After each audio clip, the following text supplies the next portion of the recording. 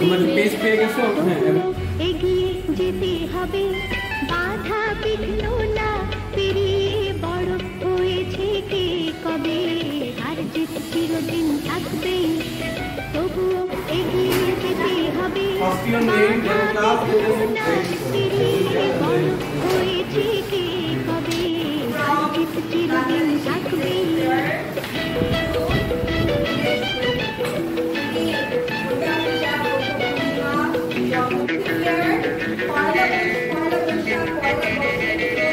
Also